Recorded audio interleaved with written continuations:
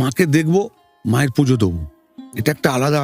সেই জন্য পুজোর দিনের ভিড়টা সব থেকে বেশি হয়। আগের বছর 20,000-এর ওপরে লোক ডন্ডি কেটেছে। মানে মায়ের কাছে যারা পেয়েছে বা যারা মানত করছে, গঙ্গা সামনেই আমাদের, 200 মিটারের মধ্যে গঙ্গা, 200 মিটারের মধ্যে গঙ্গা, সেখানে গিয়ে চান করবে সকালবেলায়। সকাল তো নয়, রাত্রির 2:30 থেকে ডন্ডি কাটা শুরু হয়ে যায় এবং পুজোর দিন সন্ধ্যে 6টা পর্যন্ত আপনি রাস্তা এপার ওপার হতে পারবেন না। মানুষের এতটাই ভিড় থাকে, মানুষের গায়ে গায়ে লেগে যায়। মানে একজন ডন্ডি কাটছে, আর একজন শুতে পারছে না, এরকম অবস্থা। শুধুমাত্র আবেগ, ভালোবাসা, ভক্তি এবং মায়ের কাছে যে মনস্কামনা করছে সেটা তারা পাচ্ছে তার জন্য।